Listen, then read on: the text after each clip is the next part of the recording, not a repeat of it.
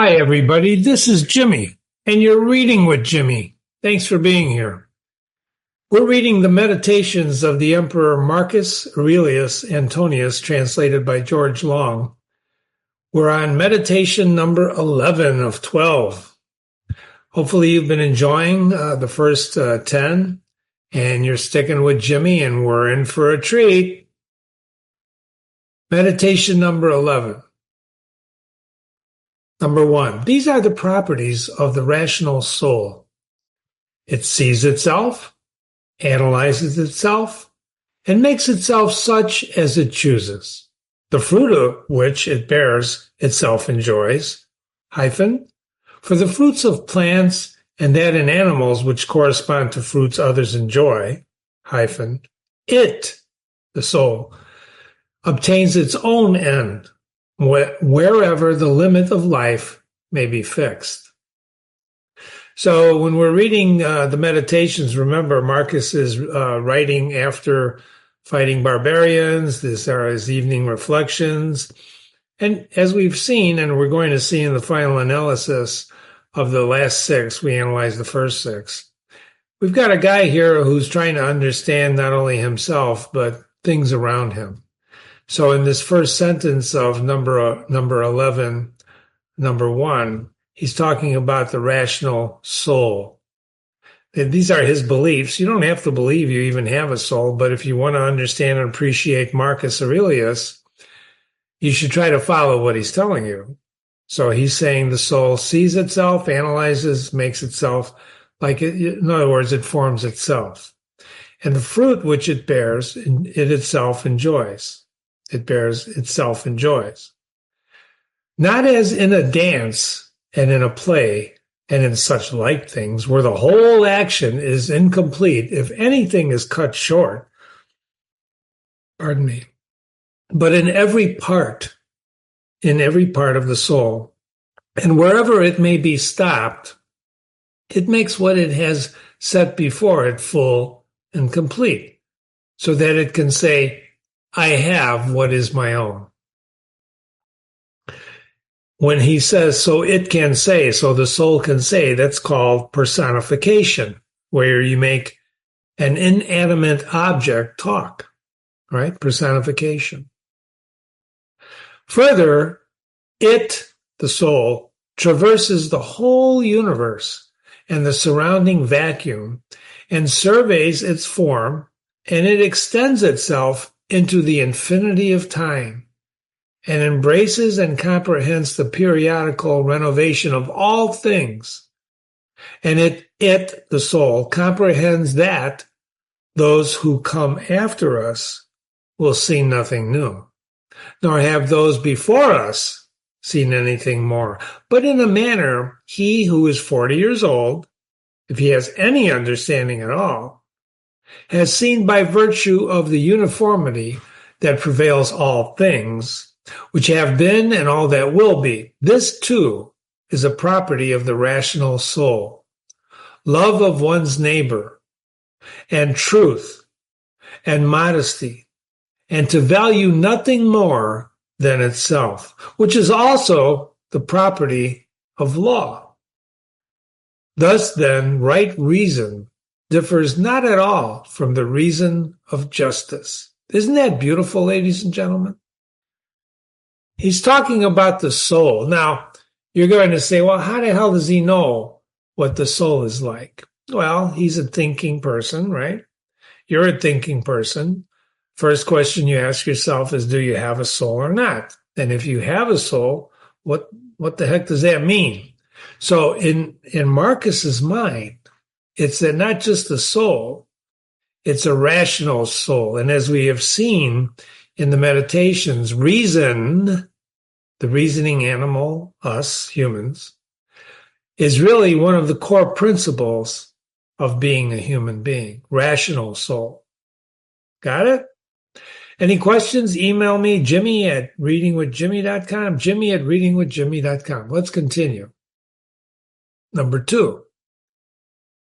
Thou wilt set little value. Now, remember, he doesn't write these successively, probably. He's writing these maybe every other night, maybe he writes 2 in a night, 3 in a night. But he's writing these after a battle, after his day's work as, fighting barbarians. These are his reflections. Number 2, you, will set little value on pleasing song and dancing and the prakradium. What's that? It comes from the Greek word, which means almighty. The name may refer to medicinal properties of a plant. So you, him, will set little value on song, dancing, and this medicinal properties, if thou wilt distribute the melody of thy voice into its several sounds, and ask thyself as to each, if thou art mastered by this. For thou wilt be prevented by shame from confessing it. And in the matter of dancing, if at each movement and attitude thou wilt do the same, and the like also in the matter of the pancratium. In all things, then, except virtue and the acts of virtue, remember, apply thyself to their several parts, and by this division to come to value them little. In other words, don't value them. And apply this rule to thy whole life. So here he's defining one of the core principles that he believes in, which is virtue. So virtue, what does that mean? It says, look at the value of what you're looking at. Don't set value on dancing and song and these medicinal drugs or whatever they are, right? If thou wilt distribute the melody of the voice into its several sounds and ask yourself, are you mastered by this? In other words, are you the master of these things, or do you let these things master you? This is an extremely, extremely important question. Very important. It has to do also with addiction. Jimmy's father was an alcoholic, and one day he asked his father, do the contents of that bottle control you, or do you control the contents? This is way before I read Marcus Aurelius. Or did the contents of the bottle control you? And he said, without doubt, the contents of the bottle controlled him. And I said, that's stupid. And he hit me. No, he raised his hand and I ran away. I probably was 14, 15 at the time. But what Marcus's thought here is, when you're looking around at things, do you let the things control you, or do you control the things? Control is a big thing in this guy's mind, if you haven't figured that out yet. Number 3. What a soul that is which is ready, if at any moment it must be separated from the body, and ready either to be extinguished or dispersed, or continue to exist. But so that this readiness comes from a man's own judgment, not from mere obstinacy, as with the Christians, but considerately and with dignity, and in a way to persuade another without a tragic show. Death with dignity is my little note here, right? What a soul which is ready at any moment to be. It's a good thing to be ready to be extinguished, dispersed, or continue to exist. Remember, Marcus is figuring out what happens to you after you die. He speculates throughout the meditations about this, which we'll talk about. He doesn't know. No one knows. But he does know it's going to be one of these 3 things.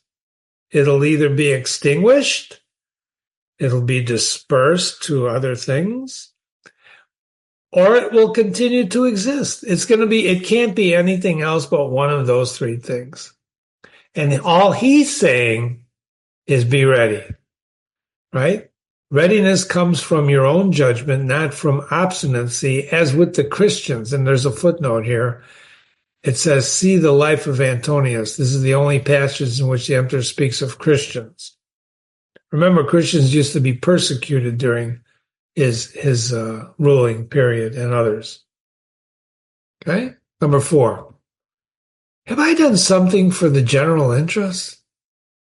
Well, then I have had my reward. Let this always be present to my mind, and never stop. These brackets, don't forget, what do the brackets mean? Those are George Long's addition to help us understand it. You don't need George's brackets in many, many, many cases, if not all. You can read Marcus straight as translated by George without George helping you, but they're there to help you if you need to. Don't forget also, he's the emperor. He has a large responsibility, right, of running the empire, defeating the barbarians, etc. So he's asking himself in number 4, have I done something for the general interest? Did I help people? Well, then that's my reward. Let this always be present in his mind and never stop. Never stop what? Doing something for the general interest. Number 5, what is thy art?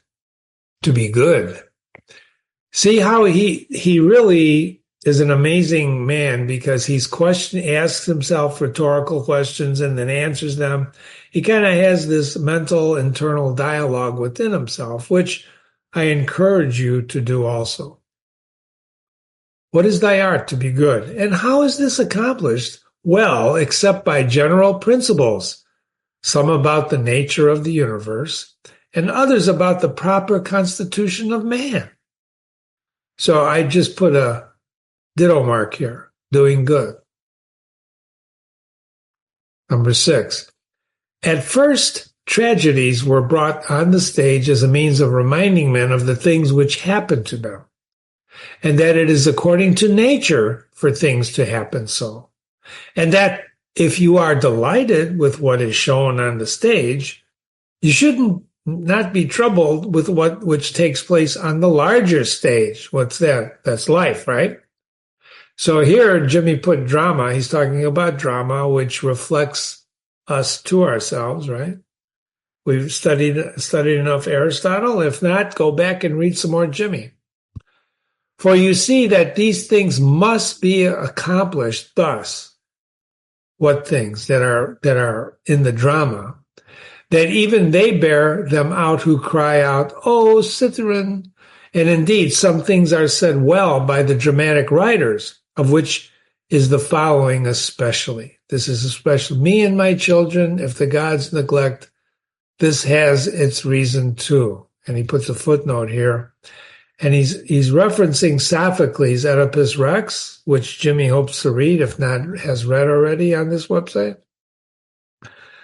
And then he says, see number 7, those meditations, to see the reflection of what he's talking about. Pardon me. Jimmy just had lunch. So anyway, Sophocles wrote Oedipus Rex, famous play, old play, Greek play, where he ends up marrying his mama. So Freud called Oedipal complex about boys who want to marry their mother. They have this Oedipus complex, and he got it from this play. But that's another story. In any case, Marcus is reflecting on drama. And again, we must not chafe and fret at that which happens. And life's harvest reap like the wheat's fruitful ear, and other things of the same kind. After tragedy, the old comedy was introduced, which had a magistral freedom of speech, and by its very plainness of speaking was useful in reminding men, beware of insolence. And for this too, Diogenes used to take from these writers. Diogenes, was a Greek philosopher and one of the founders of cynicism. A cynic, someone who doesn't believe anything. He's a cynic. But as to the middle comedy, which came next, observe what it was, and again, for what object the new comedy was introduced, which gradually sank down into a mere mimic artifice. That some good things are said, even by these writers, everybody knows, but the whole plan of such poetry and dramaturgy, to what end does it look? So he takes number 6 meditation, breaks down tragedy and comedy, and asks, what good are these things? Which is an interesting question. Number 7. How plain does it appear that there is not another condition of life so well suited for philosophizing as this in which thou now happens to be? In other words, he's basically saying, I'm right where I should be, right, in this condition of life where I am, to philosophize. Maybe that's true of you and me too. Number 8. A branch cut off from the adjacent branch must of necessity be cut off from the whole tree also. You see how much sense? See, follow his thinking. A branch that's cut off from an adjacent branch, if you've ever done pruning, must be of necessity cut off from the whole tree. So you're not just cutting it from the branch, you're taking it from the whole tree.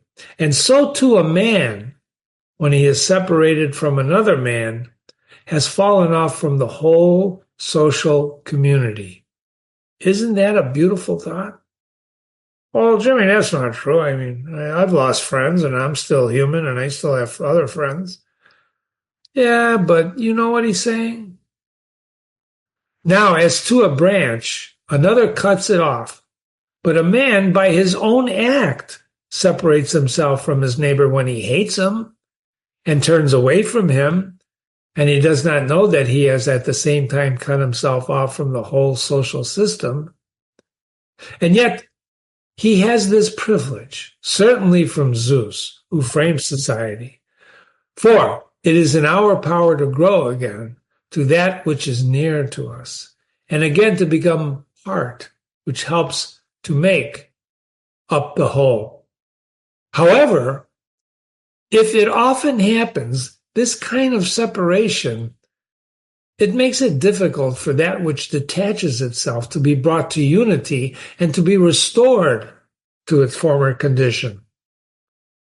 Finally, the branch, which from the first grew together with the tree and has continued to have one life with the tree, is not like that which after being cut off is then engrafted.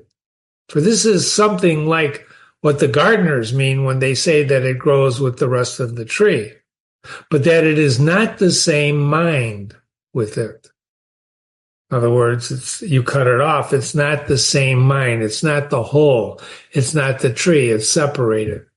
So Jimmy titled this Unity and Separation, and that's what he means by cutting yourself off from the social system around you. You understand? This guy's a deep thinker, isn't he? Number 9. As those who try to stand in thy way when thou art proceeding according to right reason will not be able to turn thee aside from thy proper action, so neither let them drive thee from thy benevolent feelings toward them. But be on thy guard equally in both manners, not only in the matter of steady judgment and action, but also in the matter of gentleness to those who try to hinder or otherwise trouble thee. I call this steady and fear. So he's basically saying what? As you know, when you're proceeding according to right reason, he uses the adjective, you're doing the right thing, and you run into obstacles, don't let them drive you from your feelings towards them. Don't hate them if they stand in your way of doing whatever you're doing because of your right reason. But be on thy guard, right? Not only in the manner of steady judgment, don't doubt yourself, but also in the manner of gentleness to those who try to hinder you. Don't hate them. For this also, hating them, hating them, is a weakness. And to be vexed at them, to be ticked off at them, as well as to be diverted from your course of action and to give way through fear. for both are equally deserters from their post. Hyphen, the man who does it through fear does what? Breaks form, breaks his path.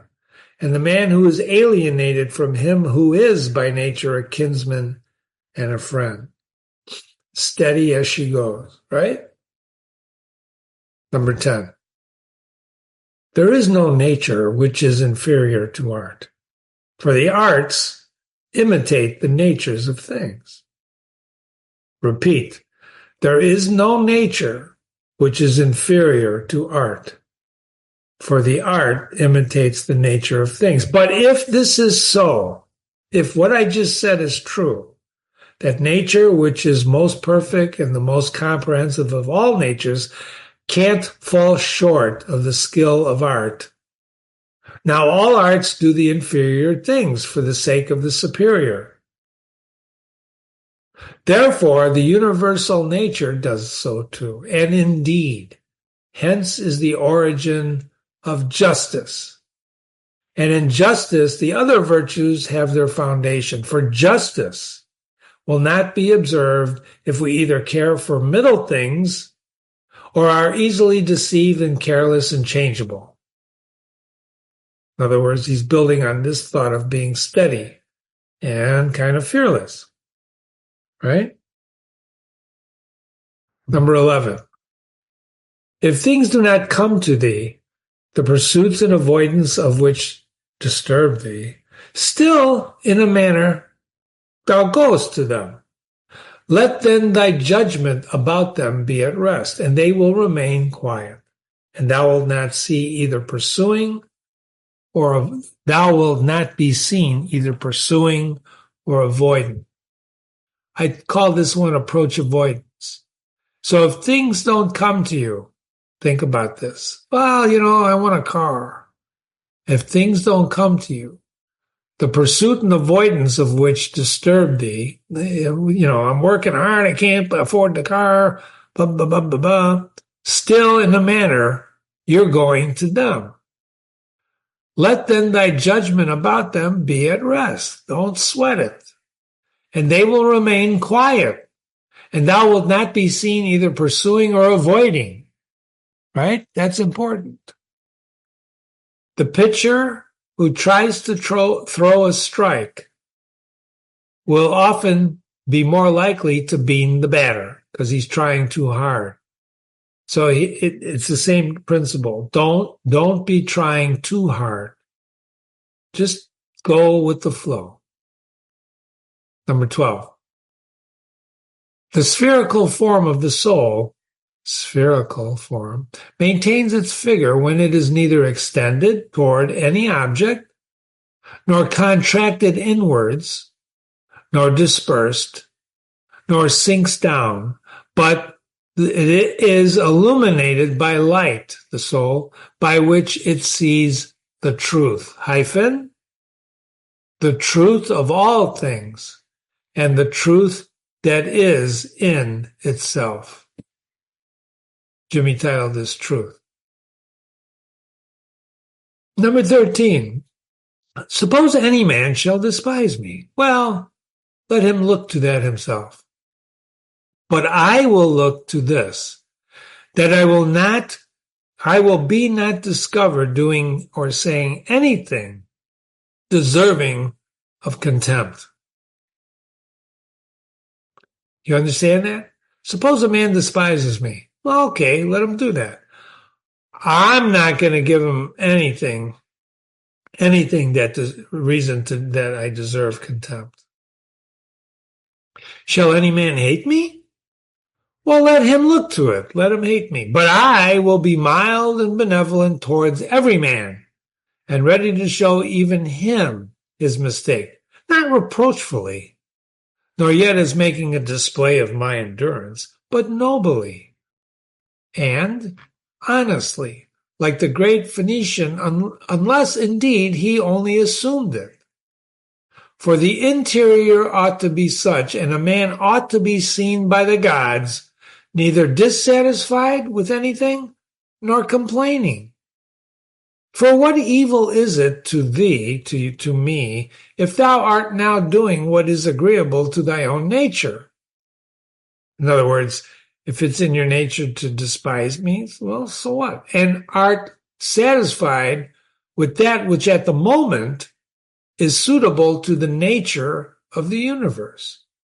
Since thou art a human being placed at thy post, in order that what is for the common advantage may be done in some way, right? You're here to work for the common advantage. Jimmy titled this section, Mind Your Own Business, right? So what if people talk about you? Are you doing the right thing? Don't worry about it. 14. Men despise one another, and they flatter one another, and men wish to raise themselves above one another, and they want to crouch before one another. I titled this Human Nature. Isn't that true? So he's basically saying, I got to rise above all this stuff. Number 15. How unsound and insincere is he who says, I have determined to deal with thee in a fair way. And then he's got a dash here, right? A hyphen. What art thou doing, man? There is no occasion to give this notice. He's talking to, see how he talks to himself? How unsound and insincere is someone who says, I've determined to deal with you in a fair way. He says, that's all BS. It will soon show itself by acts. What will? Dealing with the guy. The voice ought to be plainly written on his forehead. Why didn't I mark that? The voice ought to be plainly marked on his forehead. Sincerity, right? I've determined to deal with thee in a fair. That's not sincerity, right? We like sincere. We like authentic people, don't we? Can you tell inauthentic? Fakes? Hypocrites? Such as a man's character is, he immediately shows it in his eyes. Just as he who is beloved forthwith reads everything in the eyes of lovers. The man who is honest and good ought to be exactly like the man who smells strong, so that the bystander, as soon as he comes near him, must smell whether he choose or not. What an interesting comparison, right?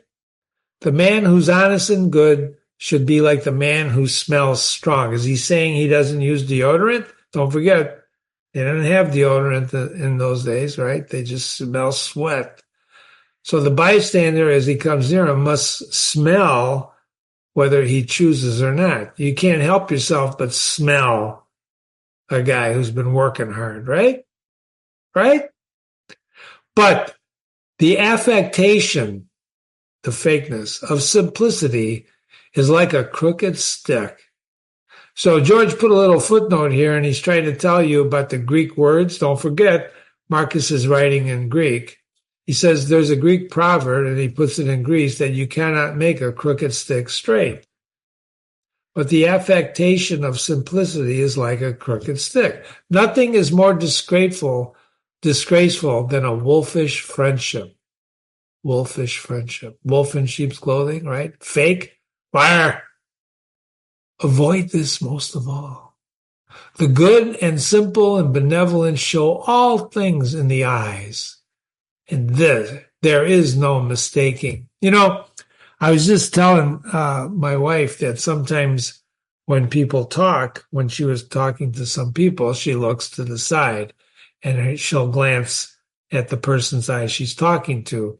And being observers, you can observe this too. When someone you're with is talking, watch their eye contact with the person they're talking to.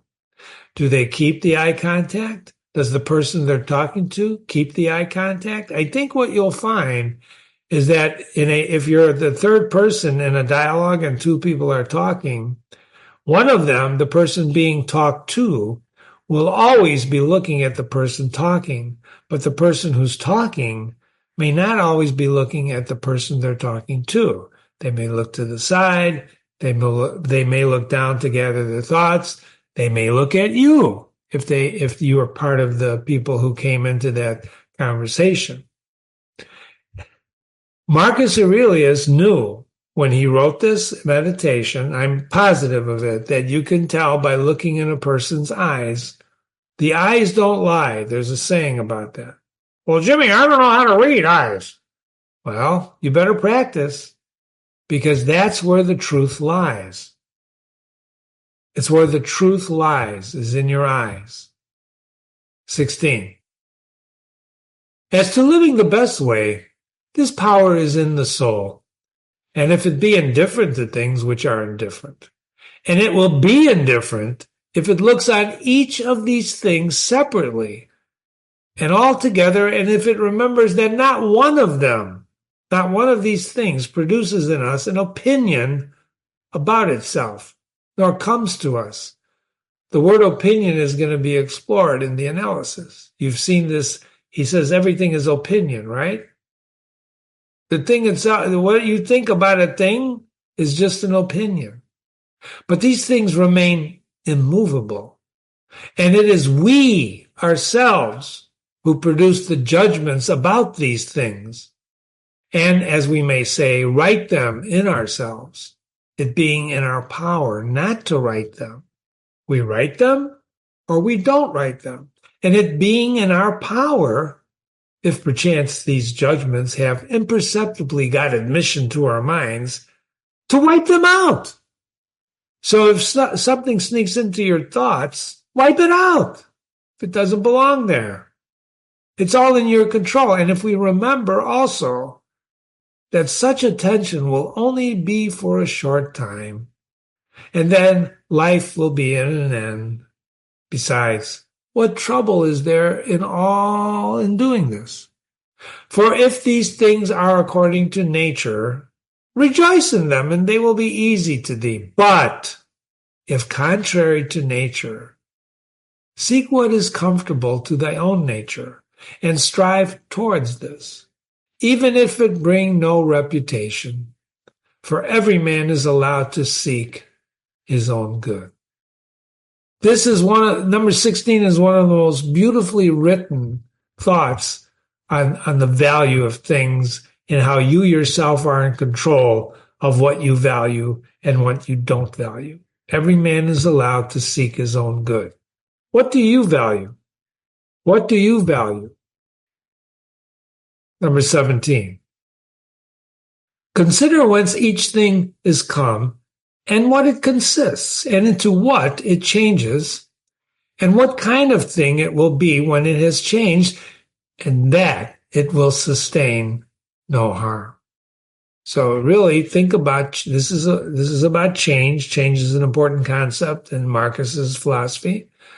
So consider each thing is when a thing is coming before. Don't forget, as the emperor, it could be a judgment on a law case.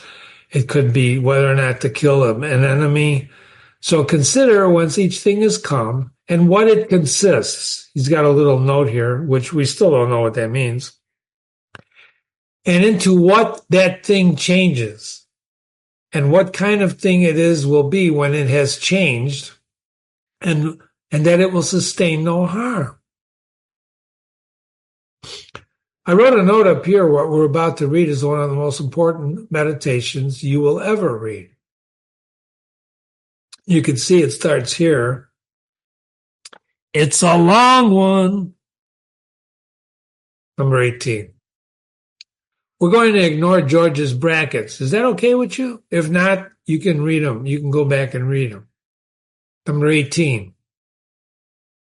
What is my relation to men? And that we are made for one another. And in another respect, that I was made to be set over them, he's the emperor, as a ram over the flock or a bull over the herd. But examine the matter from first principles from this. If all things are not mere atoms, then it is the nature which orders all things.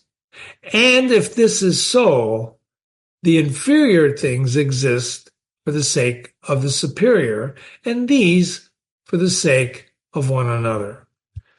This is going to cause some people problems because you're going to say, wait a minute, Jimmy, this is America. We're all created equal. That's not true. That's not true. You know that's not true. Some people are smarter than other people. Some people can jump further than other people. Some people can do things that other people can't do. So there's no such thing as equality. That's an illusion. And what Marcus Aurelius is saying here, from first, if all things are not just atoms, right, that disperse and they go away, it's the nature, it is nature which orders things. Nature, right, the overall nature puts things in order. If this is true, if that's true, that nature orders things, inferior things exist for the sake of superior things, and these for the sake of one another. So we exist for one another, but that doesn't mean we're superior or inferior. Some are superior, some are inferior, but we exist for the sake of one another. There's nothing wrong with being a butler. I used to argue with this with an employee in particular I'm thinking of. Well, I would never come in the back door. Well, if you're the butler, you would. You would not only come into the back door, you should be happy because you control the household. The master of the house doesn't control the household. The butler did. He had the keys to the wine cellar. Do you understand? There's not... Whatever your job is, whatever your lot in life is, it's up to you to decide if you're happy or not. That job is just the job. It doesn't make you happy. It's great if you can do something that makes you happy, then you're really not working. But as I heard the other day, if you want to be happy, just work your butt off, right? Just work your butt off. You won't have time to be depressed. Second, consider what kind of men they are at the table, in bed, and so forth, and particularly under what compulsions in respect of opinions that they are. What are their opinions? And as to their acts, consider with what pride that they do what they do. In a way, he's trying to give himself advice as being the emperor, isn't he? And this is my relation to men as the emperor. That's what I titled number 18. But this can be titled as your relationship to people as whatever the hell you are, right? What is your relationship? Consider what kind of men are at table, in bed, and so forth. What are these people like? Consider with what pride that they do what they do. Do they take pride in what they do, or do they just do it? Do they just do it? Third, that if men do rightly what they do, we ought not to be displeased. But if they do not do right, it is plain that they do so involuntarily and in ignorance. For as every soul is unwillingly deprived of the truth, so also it is unwillingly deprived of the power of behaving to each man according to his deserts. So accordingly, men are pained when they are called unjust, ungrateful, and greedy, and in a word, wrongdoers to their neighbors. Think about this. He's the emperor. He's telling himself, if men do rightly as they do, we should be pleased, right? But if they don't do right by other people, right? It's plain they do so involuntarily and they're ignorant. They just don't know better. So it's up to us to help them. I don't know. It's just an amazing guy, isn't he? Fourth, consider that thou also does many things wrong, and that thou art a man like others. And even if thou dost abstain from certain faults, still you have the disposition to commit them, though either through cowardice or concern about reputation or some such motive, you abstain from such faults. He's self-criticizing himself, right? Think about the power that he has in really, who talks to himself like that? Consider that you've done many things wrong. Who admits that? In corporate America, there's a saying that they teach you as an executive, and I've been around executives many, never apologize. Well, in the Japanese culture, that's the first thing they do. They apologize because there's a dignity in apologizing. Americans don't think like that. You gotta widen your minds, ladies and gentlemen, and understand what that means. What Marcus is saying. Consider you're doing things wrong, that you've done things wrong, and you're a man like everybody else. And if you don't do these things wrong, maybe you're just a coward or you're worried about your reputation, right? In abstaining from such faults. Fifth, consider that thou dost not even understand whether men are doing wrong or not. For many things are done with a certain reference to circumstances. In other words, you can't judge. You don't know why a person's like that. We were in a store today buying some fabric, right? And the lady was just crabby. She was crabby. And my wife says, well, she's just not a nice lady. I said, well, you don't know that. Maybe she's got cancer. I don't know. How do you know? You don't know the circumstances of her crabbiness. And by the time we left, she had a smile on her face. And all I did is say, have a nice day. That's all I did, ladies and gentlemen. All I did. Have a nice day.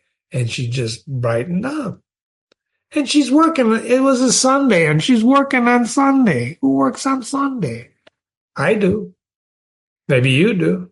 And in short, a man must learn a great deal to enable him to pass a correct judgment on another man's acts. This is a double arrow. Because you just don't know. You don't know. You can't see inside the person's head. Sixth, consider when thou art much vexed or grieved, that man's life is only a moment, and after a short time, we're all laid out dead. Pretty brutal, huh? So when you're grieving or you're ticked off, well, life is only a moment, and you're going to be dead. There's some people that can't handle a thought like that, right? They'd rather be in grief. In fact, some of the discussions that you can hear in our time, the BBC broadcast about Marcus Aurelius, there's one professor there that just can't get over this. She believes sometimes you have to grieve. You have to grieve. Well, I don't think Marcus Aurelius is saying you don't grieve. I'm saying that Marcus Aurelius in this number 6 rule here is basically saying when you're vexed or grieving, just remember you're going to be dead anyway. He's basically saying put your grief in perspective. Well, Jimmy, does that mean I can't have passion? Well, of course you can have passion, but according to Marcus Aurelius, that's not really the right road, is it? You're supposed to control your passions, right? Well, I can't control my passions. I think that's wrong. Fine. Put that aside and try to understand what he's saying and why he's saying it. I'm not saying that you have to believe him, but you have to understand him to appreciate him. Number 7, that it is not men's acts which disturb us, for those acts have their foundation in men's ruling principles. But it is our own opinions about those acts which disturb us. You see what he's saying there? Take away these opinions and resolve to dismiss your judgment about an act as if it were something grievous, and thy anger is gone. It's gone. You're no longer ticked off. Well, how then shall I take away these opinions, he asks himself. By reflecting that no wrongful act of another brings shame on thee. No wrongful act of another brings shame on you. For unless that which is shameful is alone bad, if it's bad in itself, you also must of necessity do many things wrong and become a robber and everything else. In other words, don't forget about it. You're just as guilty as they are. Why didn't I mark this? This is a profound thought, that of necessity you do things wrong too, so shut up. I'm just saying, this is hard. He's hard. It's hard, isn't it? How do you do that? How do you do that? How do you see someone committing a wrongful act and just say, well, it's not bothering me. And besides, I do bad things too, so I'm going to just overlook it. You feel like sometimes, don't you want to punish that bad act or bring that bad act to justice? And then you got to say, but what is justice? You can't see into the guy's head. You don't know why he's doing that. You don't know why. I told you the story, haven't I? About the guy who embezzled money on my life insurance policy. It was a former teacher who went into selling life insurance policy, which I bought when I was in high school, graduating high school. My dad said, you should buy this. It's a good investment. And then as I went to college and things like that, suddenly a letter shows up, maybe 7-8 years later, that says my loan's been approved and that the check will be mailed shortly. And I said, what the hell is this? And I called up this former teacher who sold me the policy, and he said, I meant to call you about that. About what? He says, can we meet for coffee? I said, what's going on? He says, I'd like to talk to you in person. So I met him for coffee, and he said, I borrowed money on your policy. I needed money. I said, what? I forged your signature on this request to borrow money. And I took the money. I needed money. I'm going to pay you back by Monday. This was like a Friday. I'll pay you back by Monday. I just needed the money this weekend. And I said, what, Tony, what the hell were you thinking? That's a crime. You can't just forge a signature and borrow money on an insurance policy. And he hung his head in shame. It was a shame. I said, am I the only one, lucky guy that this happened to? He says, no, I did it to a few people. I said, holy shit. I said, well, it's a crime. What do you want to do? And he didn't know what to tell me. He says, you don't understand. This was stuck with me all these years later. This is 50 years ago. It stuck with me. He says, well, you don't understand, Jim. I was desperate. I was desperate. I think about that word a lot, desperate, and I think, what would possess me to do that? Who, right? So, long story short, I said, you got to write out what you did, sign it, give it to me here, right now, right here. And if I get the money back by Monday, I will put this, I'll tear this up. If I don't get the money back by Monday and I don't get acknowledgement that the money's back in the account by Monday, then I'm going to turn this over to the authorities. Thank you, Jim. Thank you. And he did return the money. This is what he's talking about here, right? This is what he's talking about. Now, did he hurt me? He took some money that financially, right? That's up, because I'll have to pay it back if he absconds with the money. Embezzlement, right? Fraud. Forged my signature. Come on. Really? Of course, nowadays, it's really, sometimes morality is different, but that's morality in those days. That was crazy. But the point of the story and what Marcus is saying here, right? I must become a robber. You don't know what you would do if you're desperate, do you? Somewhere in here, he talks about that, about you don't know until you're in that position to know what you would do. So he's just basically saying, be careful. And remember, he's the emperor. He's telling himself. 8th, consider how much more pain is brought on us by the anger and vexation caused by such acts than the acts themselves at which we are angry and vexed. It's just, we're hurting ourselves by thinking this is so bad, right? 9th, consider that a good disposition is invincible if it is genuine, and not an affected smile or acting a part, affectation, fake, hypocrite. So happy to meet you, right? None of that crap. A good disposition is invincible if it's genuine, authentic. It's invincible. If you are authentic, you are invincible. Think about that. For what will be the most violent man, what will the most violent man do to thee if you continue to be of a kind disposition toward him? And if his opportunity offers, you gently admonish him and calmly correct his errors at a time when he is trying to do thee harm, saying, not so, my child. We are committed by nature for something else. I shall certainly not be injured by thou art injuring thyself, my child. See these hyphens? He's talking to himself. And don't forget, he's the emperor. And Jimmy, it's easy for him to say because he's the emperor. Of course it's easier for him to say because he's the damn emperor, right? He's the emperor. He's surrounded by guards all the time. And you can't be good and you can't forgive and you can't gently admonish somebody who's doing wrong. Or can you?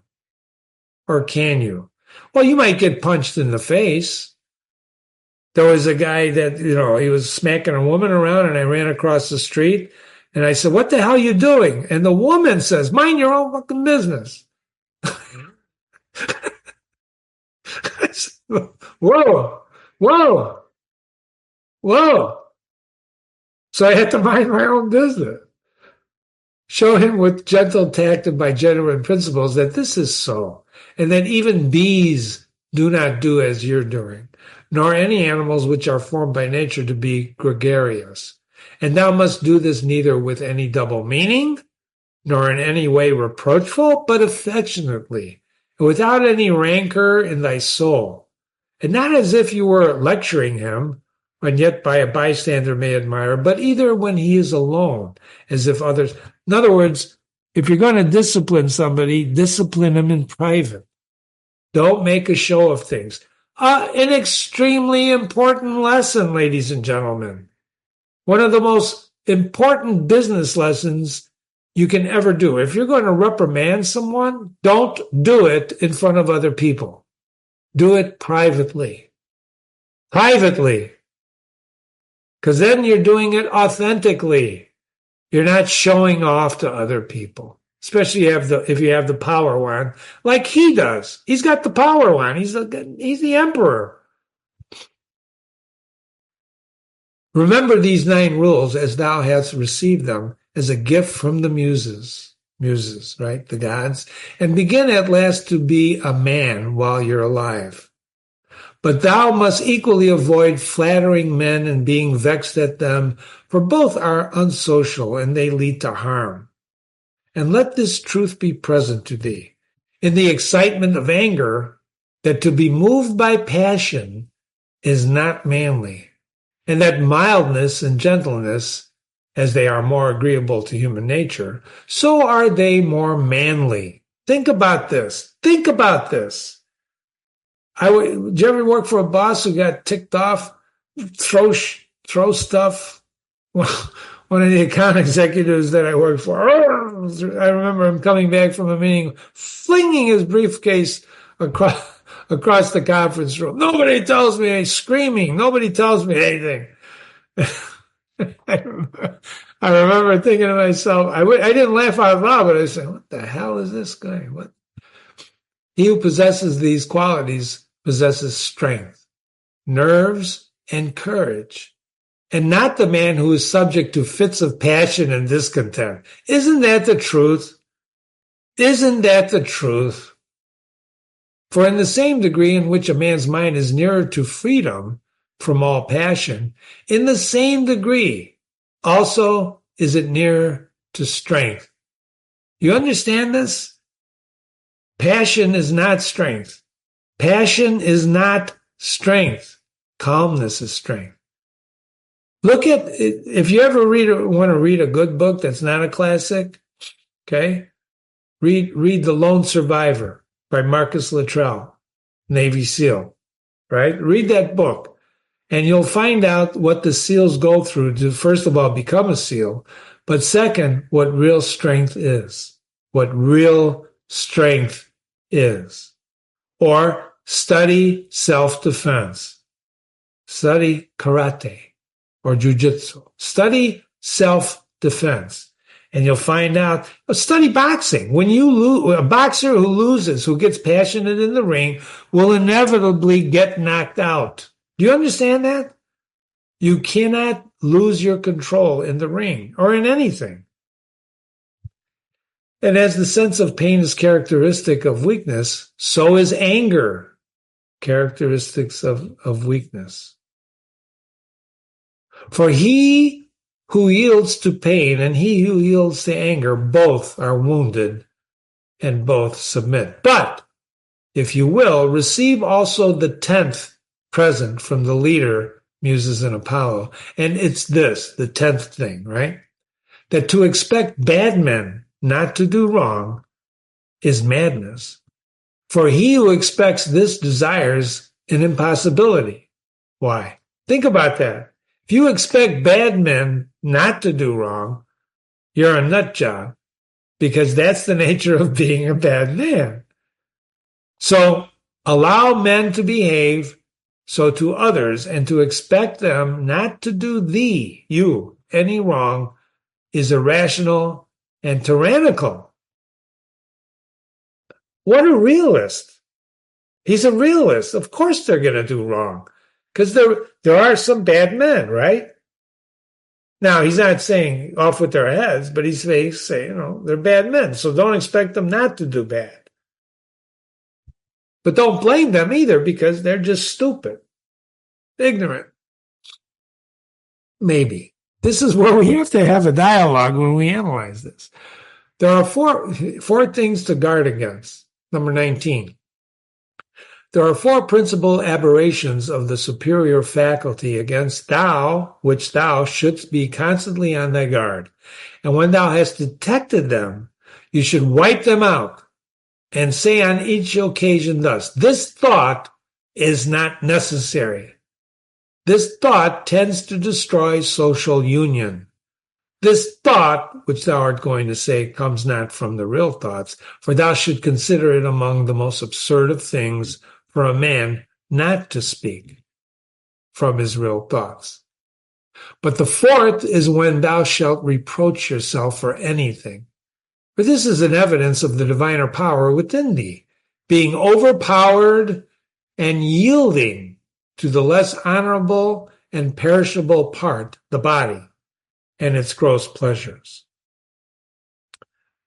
Okay? When thou hast detected these four things, these four principal aberrations of the superior faculty, what's that? Reason. Say on each occasion, this thought isn't necessary. This thought tends to destroy social union. This, art thou going to say, comes not from real thoughts. In other words, somebody put it in my head or whatever. Or it's just quote-unquote opinion, for thou should consider it among the most absurd things for a man not to speak from his real thoughts, etc. 20. Thy aerial part and all the fiery parts which are mingled in you, though by nature they have an upward tendency, still in obedience to the disposition of the universe, they are overpowered here in the compound mass. George says that's the body. Okay, George. And also that the whole of the earthy part in you and the watery, though their tendency is downwards, things that are pushing upward, things that are pushing downward, still are raised up and occupy a position which is not their natural one. In this manner, then, the elemental parts obey the universal. For when they have been fixed in any place, performs they remain until, again, the universal shall sound the signal for dissolution. Things happen for reasons. Is it not then strange that your intelligent part only should be disobedient and discontent with its own place? If you cut your arm or you bruise your arm will bruise, right? But it's just bruising. That's the nature of the bruise, right? The blood vessels, something, you injure your blood vessels and it bruises. So he's basically saying, isn't it weird that your intelligent part, your reason, is the only one that should be disobedient and discontented with its own place?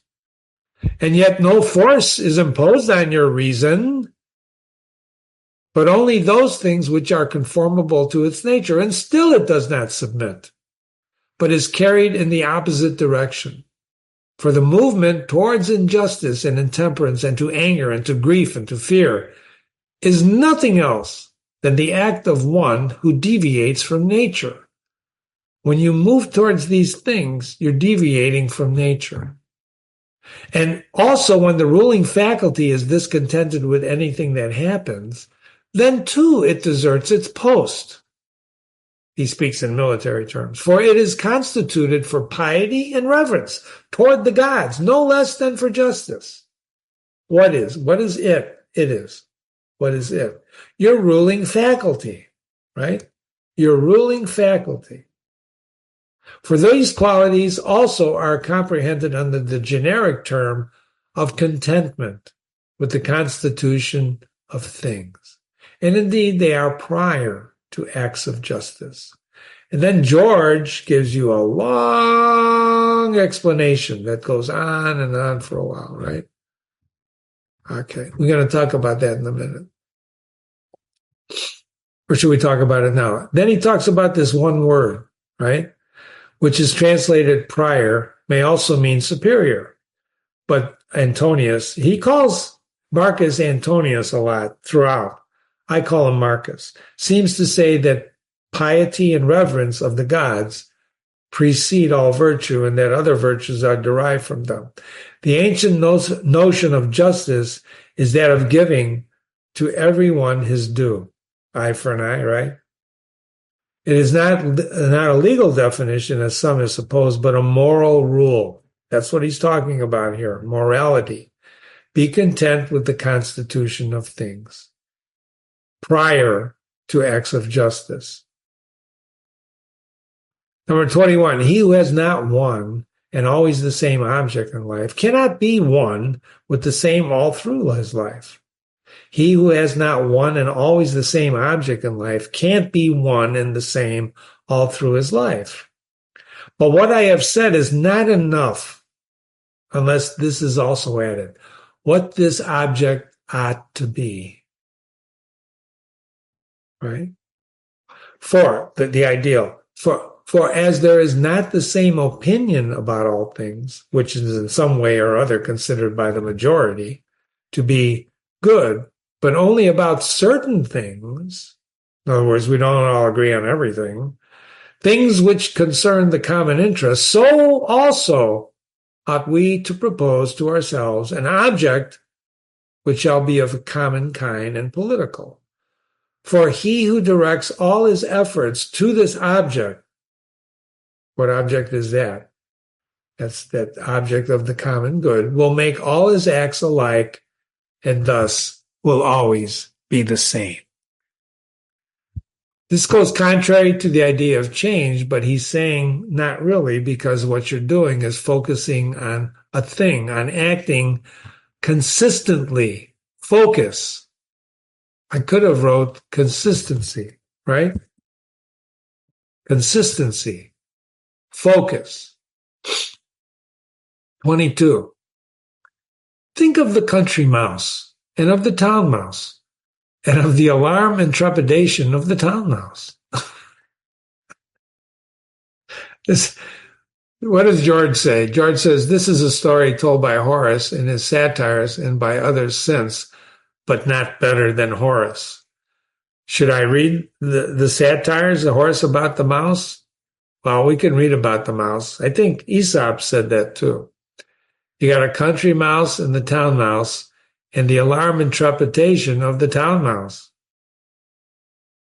Okay, we'll have to review that. We can guess. I haven't read it in a long time. Number 23, Socrates used to call the opinions of the many by the name of lame, bugbears, to frighten the children. I like that. 24.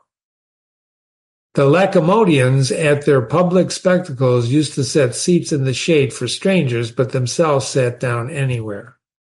That's interesting, care for other people. Socrates excused himself to Perdiccas for not going to him, saying, "It is because I would not perish by the worst of all ends.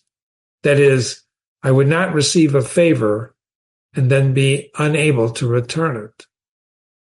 You see what he's saying there? Now, he's reading Socrates, obviously, so he writes down a thing.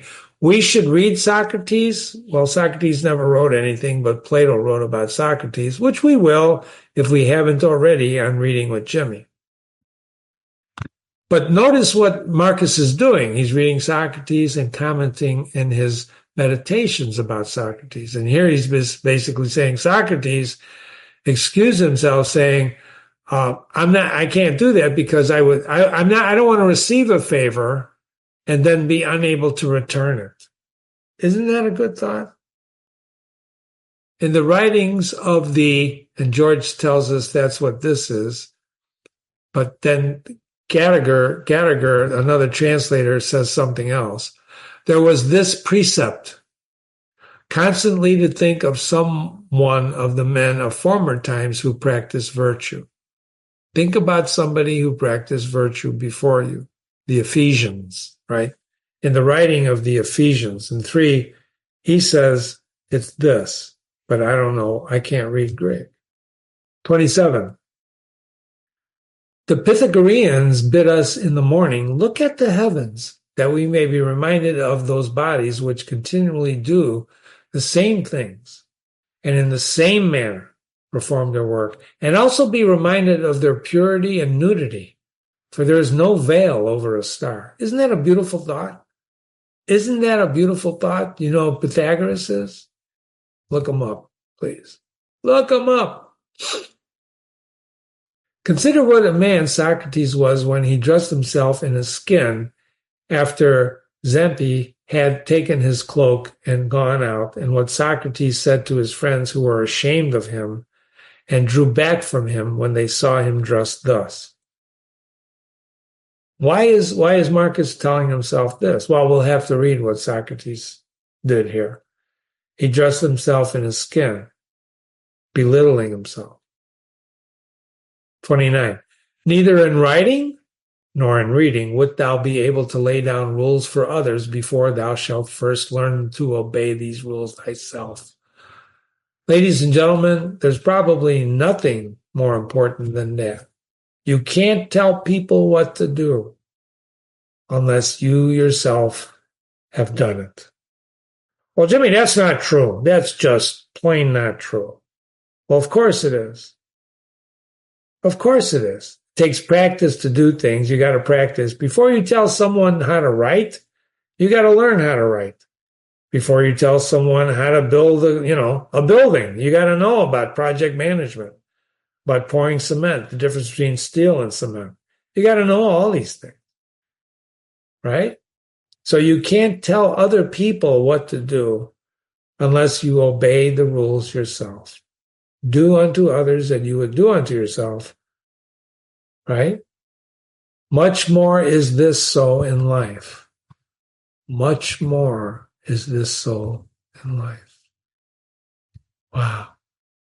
Number 30, a slave thou art, free speech is not for thee. That's a strange one.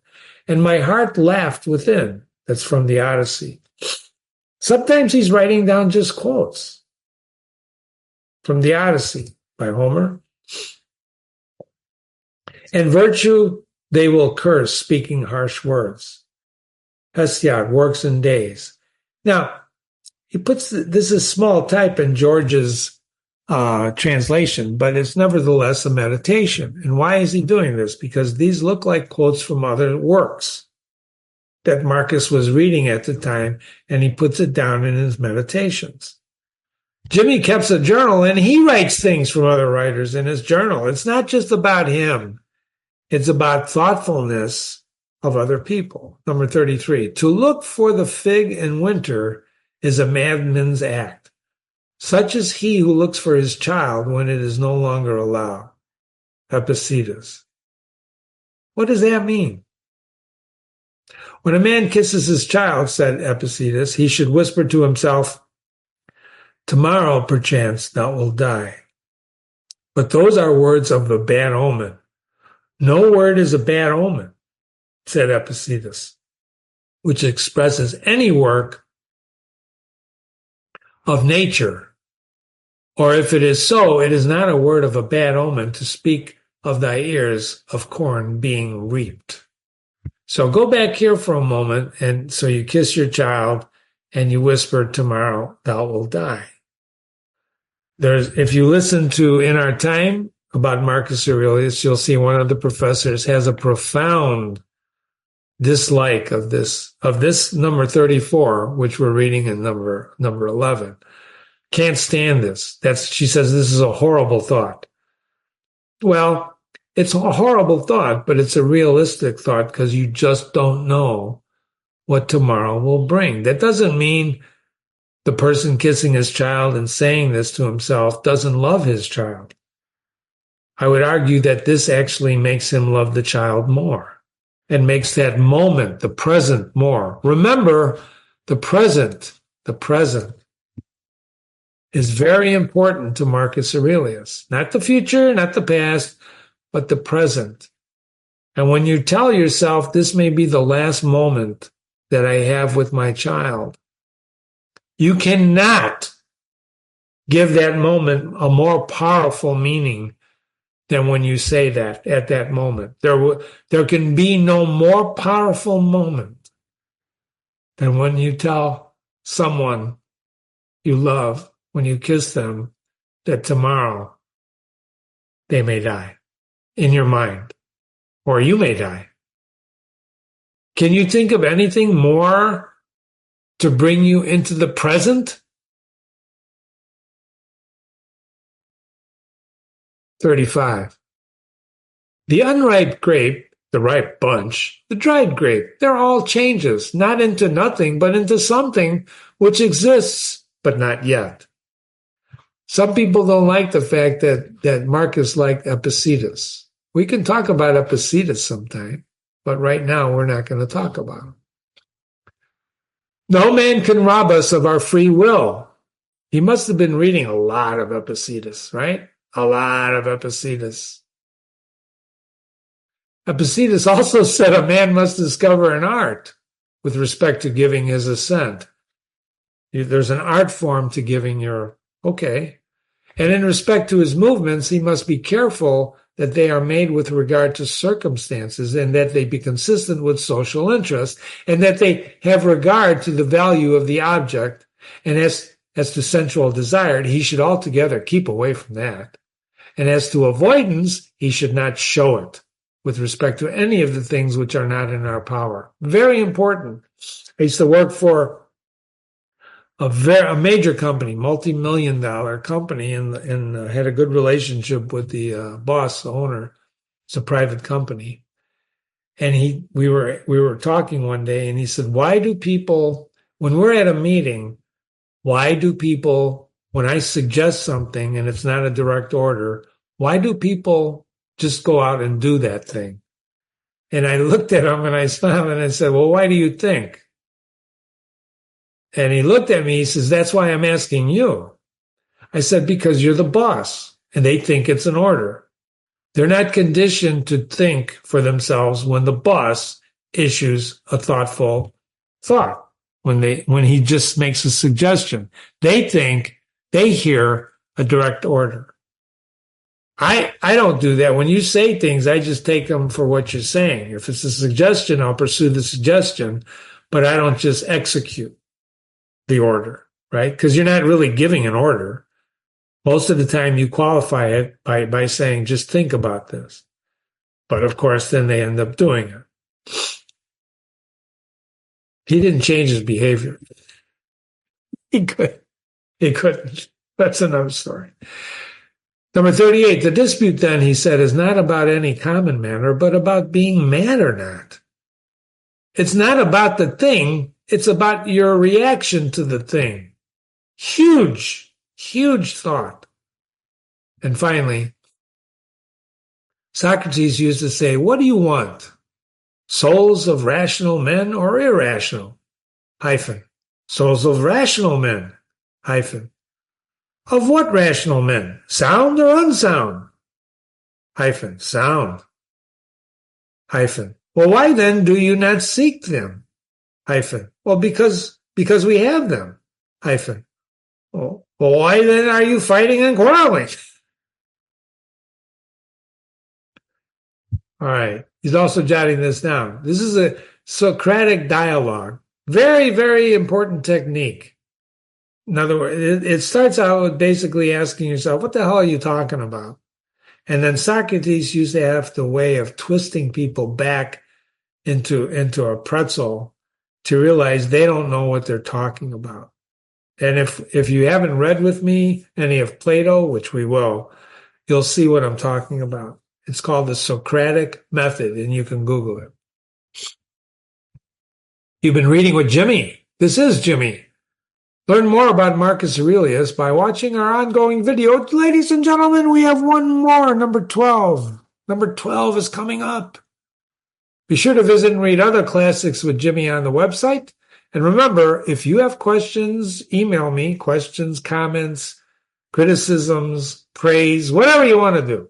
Jimmy@readingwithjimmy.com, Jimmy@readingwithjimmy.com. And have a great day.